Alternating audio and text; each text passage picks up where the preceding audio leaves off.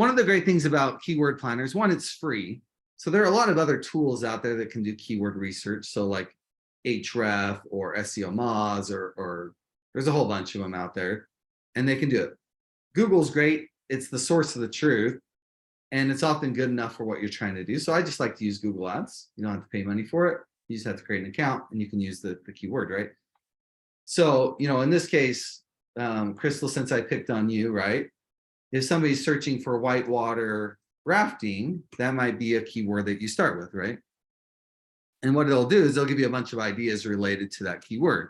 So in this case, you're seeing there's 10 to 100,000 searches. Now we're in the United States. We could filter that down to a specific area. You actually see pretty low competition. And this is a really low top of bid ad. So it's going to tell you, hey, how much would it cost you to actually get on? And what's good about this, Crystal, on some of these keywords, by the way, that they're pretty low cost bids. In fact, if there's no competition, you could probably even bid like 1 penny or 2 cents, and you might be at the top of the page because there's no other people bidding, right? But this gives you a really good list of keywords that you want to go after. This is relevant for SEO as well, right? So we can say, hey, there's a lot of people searching for whitewater rafting. If I can create a really good page around whitewater rafting, then I can draw people to my site without having to pay the ad dollars on top of it, right? In keyword research, there's what's called short tail and long tail keywords.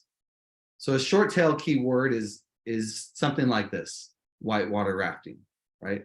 This might be a short tail, meaning there's a high volume of searches. It's not very specific. A long tail keyword might be something more like this, whitewater rafting Poconos, right? So this is more specific, right? Long tail keywords are usually easier to rank on, both on an SEO side, but also on a paid side, they usually cost less. So if you're saying, hey, I only want to bid on that specific term, then you're going to have higher. And you can see even right here, see this cost is 10 cents, right? Now, what's interesting on this word, right? I mean, let's just take this as an example. And let's just go do a search here for a minute on whitewater rafting Poconos, right? So one, I see no ads at all here, right? So there's no ads. Now it's in Pennsylvania or whatever, but guess what? I could give them other options if I wanted to, right? I could have an ad that's like, hey, Poconos versus Moab, pros and cons, right? We know the person is searching for a whitewater experience. Would they be open to going somewhere else, right? And so what you could do is you could actually create an SEO page called Whitewater Rafting Poconos that might rank number 2 here, or number 3 on an organic search, right? Because it's optimized towards it. And then you could have it, basically what you do is you kind of hijack that search to be something you want it to be. So that's an example of maybe a competitive strategy of like, okay, they're searching for maybe my competition or something related to it, but I know they're in the market for the thing I'm offering. Can I convince them that there's another option, right?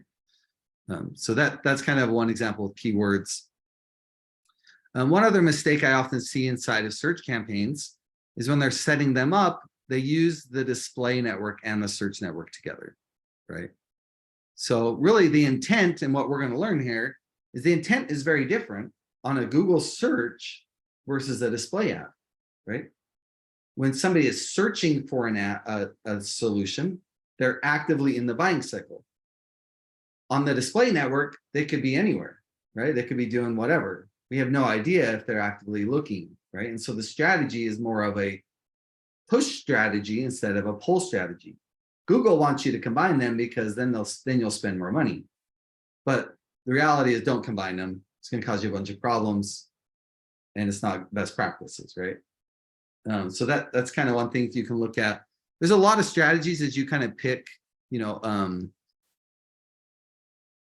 as you create a campaign and you go and launch the campaign. One is, looking at, phrase match instead of like broad match.